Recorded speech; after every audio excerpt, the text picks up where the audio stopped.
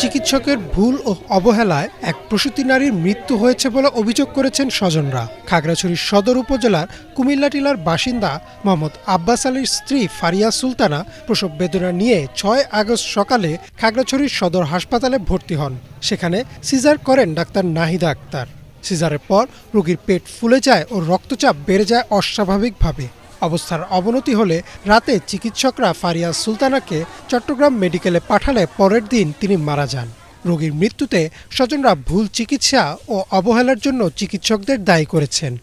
ভর্তি দেওয়া হয়েছে, ভর্তি দেওয়ার পরে যখন আমরা এই দোতলায় নিয়ে গেলাম তখন ওরা বলতেছে যে ওনার অবস্থা খুবই ক্রিটিক্যাল, ওনাকে ইমার্জেন্সি এই সিজার করতে হবে। তাদের পরিবারের কাছ থেকে আরেকটা কথা শোনা গেছে সেটা হচ্ছে যে অপারেশনটা নাকি ডাক্তার করে নাই, অপারেশনটা করছে ইন্টার্ন ডাক্তাররা করছে, এরকম আমি শুনতে পাইছি। রক্ত লাগবে তো আপনারা বলেন, আমি বলছি আমার মেয়ের রক্ত লাগবে, এরকম করতেছে তারপরে না আমার মেয়ের রক্ত। তবে ফারিয়া সুলতানার অপারেশনের সাথে জড়িত চিকিৎসকরা অভিযোগ অস্বীকার করে বলেন রোগীর অবস্থা আগে থেকেই খারাপ ছিল, স্বজনদের সম্মতিক্রমে অপারেশন করা হয়েছে। পানি একেবারে স্ক্যান্টি লাইকা ছিল আর ডিলে ক্রাই ছিল, মানে আর একটু দেরি হলে হয়তো বাচ্চাকে আমরা হারাতাম। হ্যাঁ, তারপরে একেবারে প্রাইমারি কেসের মতো খুব সুন্দরভাবে অপারেশন হয়েছে, কোনো ধরনের ব্লিডিং ছিল না। হ্যাঁ, পোস্ট অপারেটিভ আমরা ফলো আপেও পেশেন্টের পাস ভিউ সব সেটেল ছিল।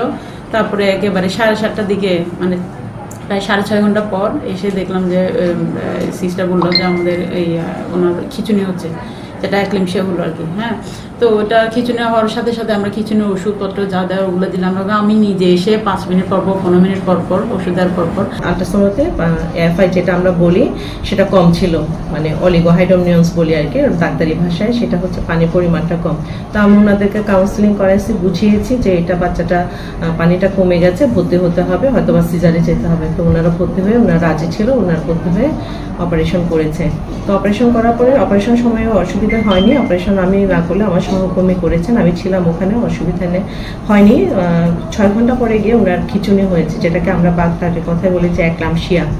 খাগড়াছড়ি সদর হাসপাতালের আবাসিক medical officer doctor ripple Bappi Chakma বলেন প্রসূতি মায়ের মৃত্যু অনেক কারণেই হতে পারে। অভিযোগ করা হলে সিভিল সার্জন সহ তদন্ত কমিটি গঠন করা হবে।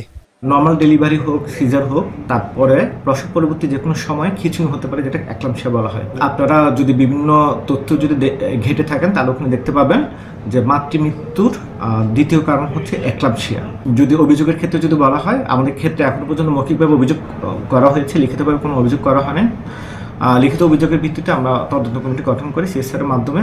ফারিয়া সুলতানা খাগড়াছড়ি সদর হাসপাতালে ডাক্তার বিউটি চাকমা এবং খাগড়াছড়ি মা ও শিশু কল্যাণ কেন্দ্রের ডাক্তার চৌধুরী শারমিন হায়দারের কাছে গর্ভকালীন সময়ে নিয়মিত পর্যবেক্ষণে ছিলেন।